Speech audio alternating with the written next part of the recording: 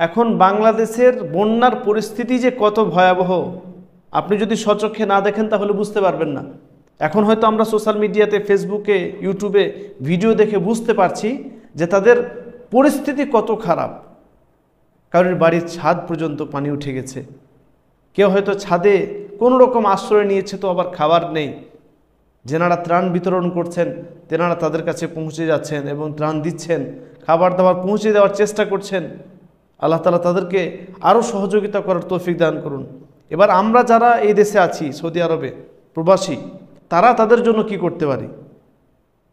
আমরা তাদের জন্য সর্বপ্রথম দোয়া করব।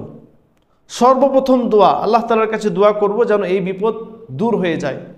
বন্যার এই যে খারাপ পরিস্থিতি, এই পরিস্থিতি যেন অতি শীঘ্রই দূর হয়ে যায়, এর জন্য আমরা অন্তঃস্থল থেকে দোয়া করব।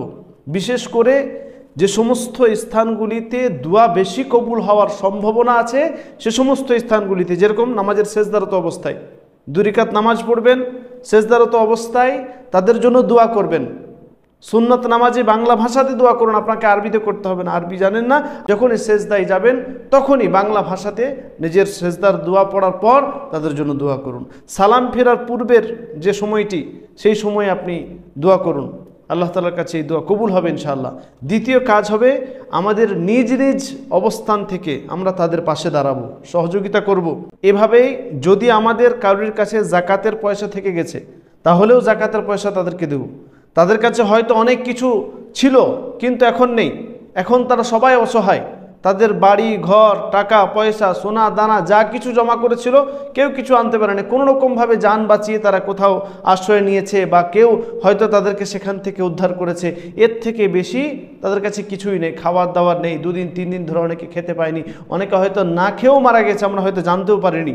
তো এই সমস্ত ব্যক্তিদের কে আল্লাহ সুবহানাহু ওয়া তাআলা তাদের জন্য একটি বিশেষ খাত রেখেছেন, সেই খাতে আমাদেরকে কি করতে হবে? জাকাতের পয়সা দিতে হবে। যদি কাউরি জাকাতের পয়সা এখন থেকে গেছে, হয়তো রমজান মাসে বের করেছিলেন, তাহলে জাকাতের পয়সা তাদেরকে দিয়ে দিন। এবং যদি এখন কেউ বের করেন জাকাতের পয়সা, তাহলেও আপনি দিতে পারেন, জাকাতের পয়সা তাদেরকে দেওয়া যাবে। আমরা ইনশাআল্লাহ যেভাবেই হবে নিজ নিজ অবস্থান থেকে আমরা সবাই তাদের পাশে দাঁড়াবো এবং তাদেরকে সহযোগিতা করব। তাদের সহযোগিতা করা এখন আমাদের কর্তব্য, আমাদের জরুরি। সবাই আমরা সহযোগিতা করার চেষ্টা করব নিজ নিজ অবস্থান থেকে যেভাবে পারি। যে সংস্থাকে আমরা সহযোগিতা করতে চাই সেই সংস্থাকে আপনি সহযোগিতা করুন।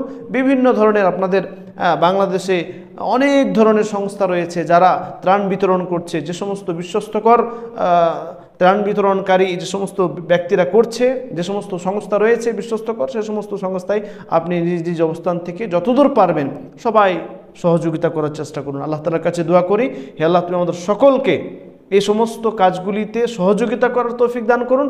আর বিশেষভাবে বাংলাদেশি যারা বন্যায় এভাবে আটকে পড়েছে তাদেরকে আল্লাহ তাআলা তুমি এই বিপদ থেকে দূরে সরিয়ে নাও।